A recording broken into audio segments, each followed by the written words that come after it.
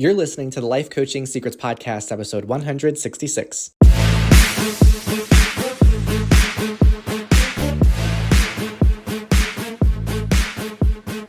Did you know that life coaches are needed now more than ever?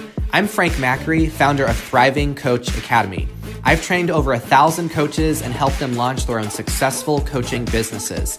If you want to make an incredible income and impact as a coach and have a lot of fun doing it, I'll show you exactly how to get it done. This is Life Coaching Secrets.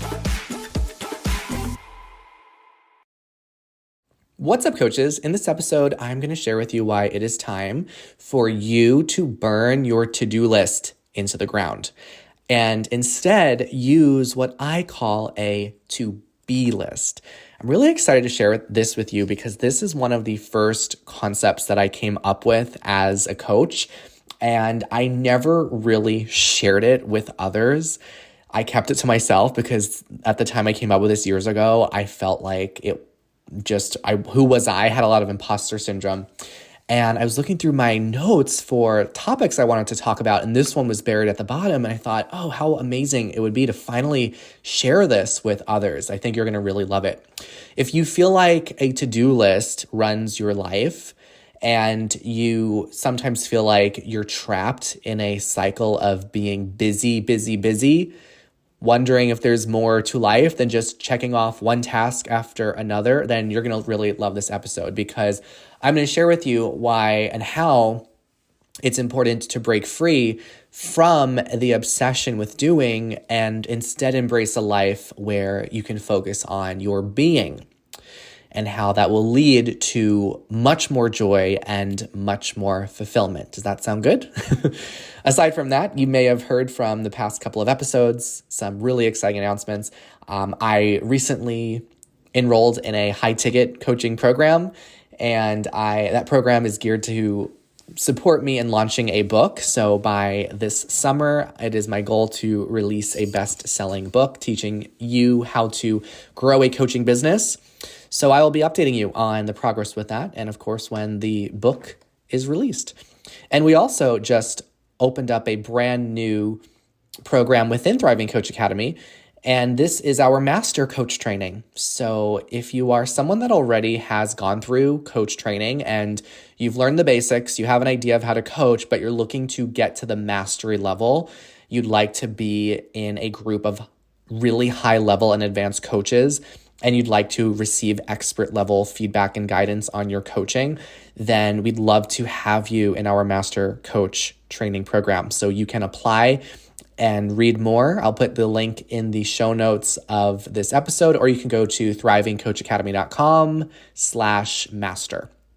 And we'd love to review your applications and hopefully have you inside our program. Really pumped because I know a lot of you listening have gone through maybe other programs. Maybe you went through those programs a few years ago and you'd like to brush up on your skills and really take your coaching skill set to the mastery level. All right, so let's talk about to-do lists and why they are so ineffective. I have a lot of resistance. There's a lot of things that have become very trendy in the personal development space that I have a pushback towards.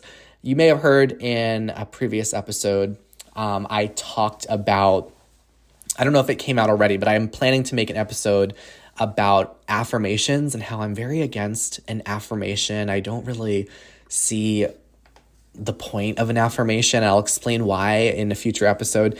I also made an episode about how SMART goals also became really popular over the years. Also think that those are not effective at all. It was episode 137. I talked about the goal setting mistake that people make and how to set more effective goals. And in this episode, in my spirit of rebelliousness, I suppose, I want to talk about to-do lists and how you can approach goals in your life without getting trapped into the to-do list.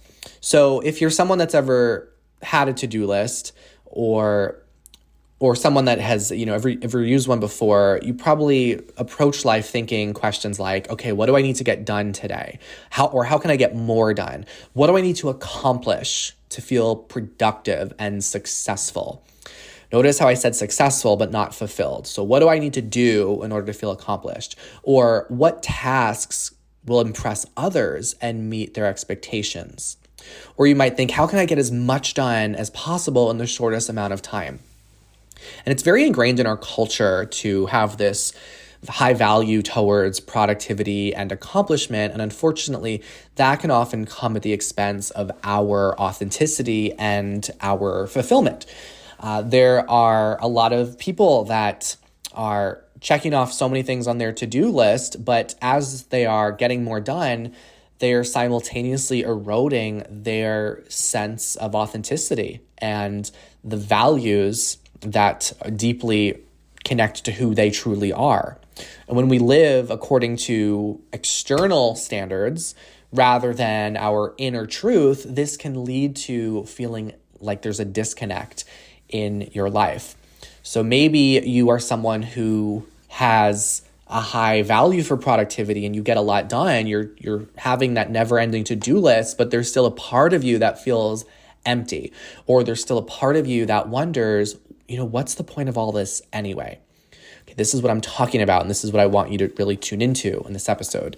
You also, when you get trapped in the to-do list culture, you lose out on a greater sense of fulfillment in your life, because when you approach life so attached to your to-do list, everything is tied to what you produce and what you accomplish, and it could cause you to overlook the things that can really bring you joy and fulfillment.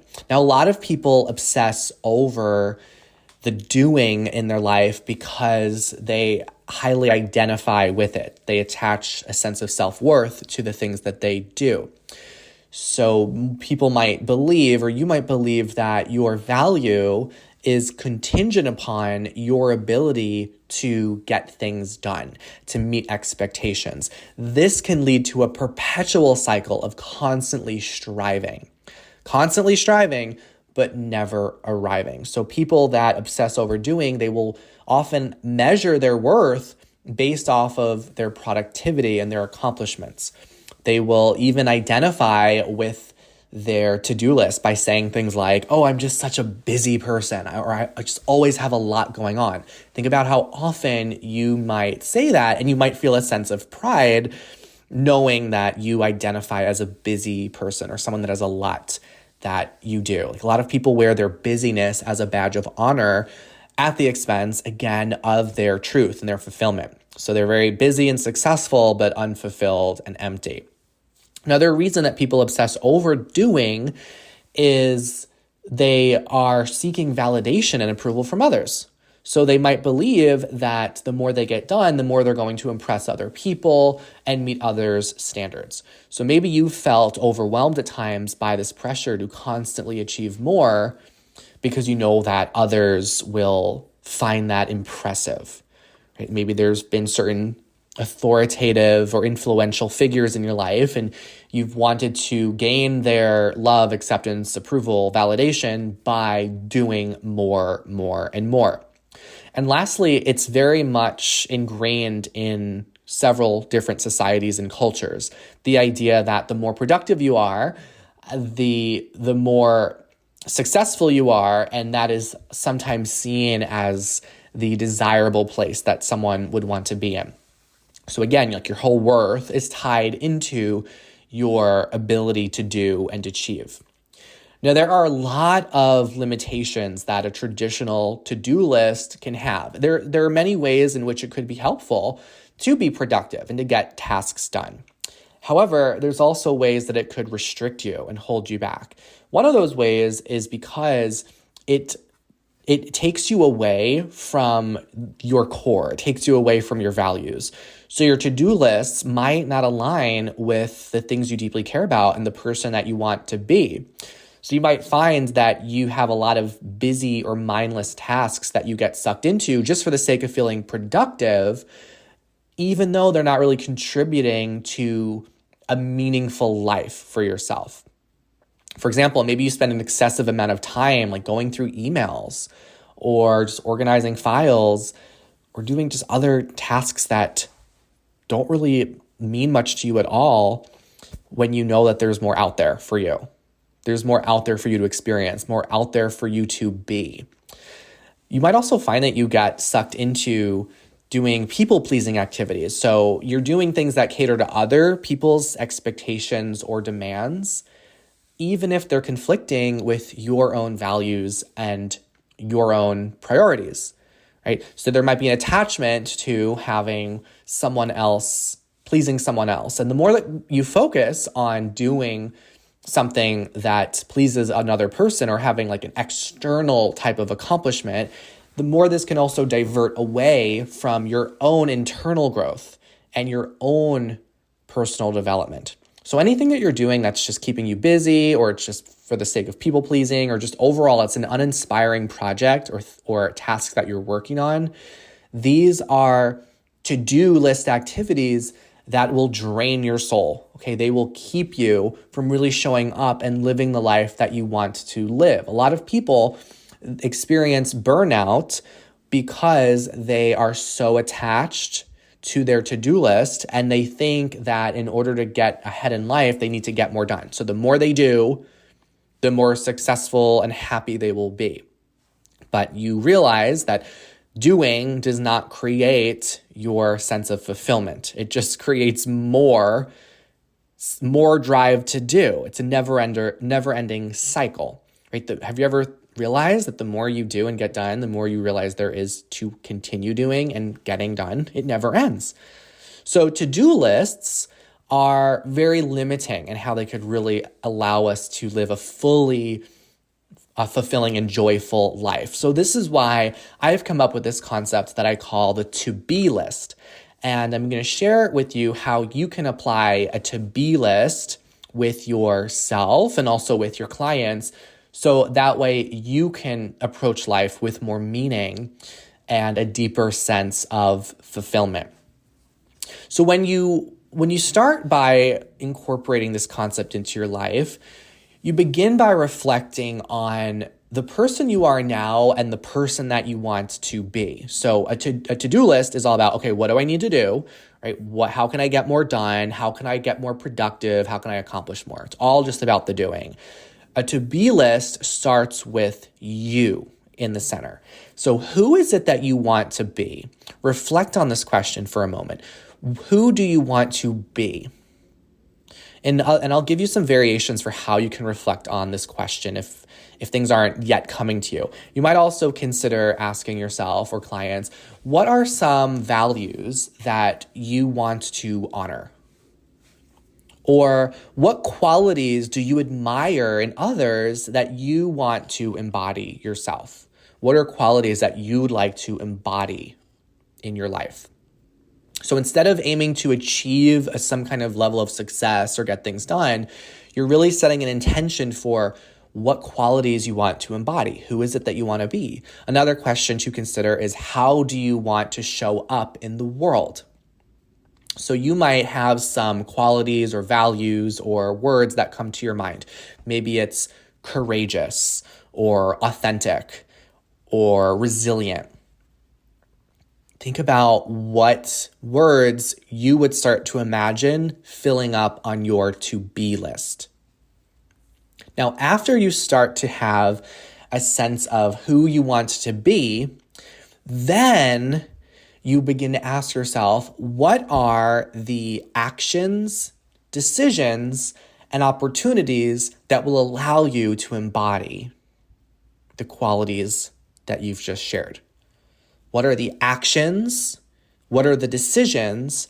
And what are the opportunities that will bring you closer to becoming that version of yourself? So everything comes from this place of being, instead of approaching life from the doing stance. Like, what can I do? The more I do, the more I'm going to have. And then the more I have, the happier I'm going to be. Like this, as you might realize, this is not how long-term fulfillment is experienced, right? This just leads you to feeling productive and successful, but ultimately drained, empty, and burnt out. So when we approach life thinking, who do I want to be? Who am I called to be? What qualities do I want to embody? What's the essence of who I am?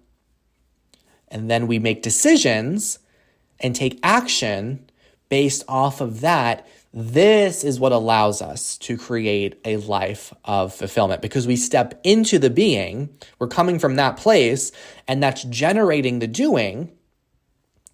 And like all of the like everything that you can ever want will just naturally fall into place because you're coming at life from such a deep-seated place of authenticity. Now, it's really incredible what happens when you approach life from this place of being instead of from the place of doing. When you come at life from the doing place, I often feel like I've had to force myself through things. So I'm often very not motivated. I'm unmotivated, I'm drained, I'm questioning the point of it all. But when I come from a place of being, there's this flow that just occurs. Like the inspiration is just there, because it's all being fueled by this deeper sense of purpose and meaning. Everything is stemming from this genuine alignment to your values and your passions and your innermost desires, instead of being driven by what other people think of you or the societal expectations or just, a desire for achievement or recognition. So it's incredible how farther you go when you come from a place of being instead of a place of doing. And this is also what leads to sustainable fulfillment, because all of your goals are grounded in the being. They're what nourish your soul. They're what allow you to have a deeper connection to yourself and others. They're so aligned to your values. When we check things off of the to-do list and we come from that place, it might bring us a sense of satisfaction by simply getting something done, but that doesn't lead to lasting fulfillment or genuine joy in your life. And the other benefit I find from approaching life from your to-be list rather than your to-do list is that you're able to focus more on the process rather than be attached to the outcome. So with a lot of goals in my life, I've rooted them in my sense of being. They've come from that place, and it's allowed me to embrace the journey, the process, and the experience rather than just focusing on the end result. Like my journey as a coach is one example of that, and all the ways that I've marketed myself as a coach through podcasting, through workshops, through speaking gigs. Like it's really not felt like work. I know that, you might hear people describe that. They say like, yeah, it doesn't feel like work. It's because what they're doing is coming from a place of being. That's why when people experience that sensation, like where things don't feel like you're working, even though others might perceive you to be very much a hard worker, you don't feel that because it's coming from the essence of who you are. It just flows through you. That's how I feel like with this podcast. It just flows through me. That's how I feel with all the resources and materials that I've created and continue to create for our students in Thriving Coach Academy. Like I love the process of it, and I'm not attached to this particular outcome. So I want you to think about, as we close off this episode, who is it that you want to be? What qualities do you want to embody in this chapter, in this phase of your life? Take a moment and focus on those qualities. And now think about, what are some actions and decisions and opportunities that you can move towards, can say yes to, can take action on in order to allow you to express those values, those qualities, those traits. Now, this is also what really expands your life. It sometimes doesn't feel comfortable when we make decisions from this place. It doesn't feel comfortable. However, we experience that deep level of joy and growth and transformation, and we ultimately have a life that truly is worth living. So that's what I got on this episode on burning and shredding and getting rid of those to-do lists and instead having a to-be list. Imagine what kind of a transformation this can make in your life and your clients. If you've enjoyed this episode, remember to subscribe to the show so you know about other episodes that come out. And of course, please do leave us a 5-star review. It means the world to us if you're enjoying the show. And before we go, I'm going to include an interview that I had with one of our coaches inside Thriving Coach Academy so you can hear their story and know what their tips are for success so you can know about what it takes to become a confident and successful coach. Enjoy their story, and I will see you in the next episode. Hey, would you like access to powerful coaching tools you can use on yourself and clients right away? For being a listener of the podcast, I'm giving you a VIP guest pass to get a sneak peek into my coach training program. Inside, you'll learn our coaches' secret tool they use to transform their clients' lives. And you'll also get a training on how to launch a coaching business. Just head over to www.thrivingcoachacademy.com/VIP to get started. I'll see you on the inside.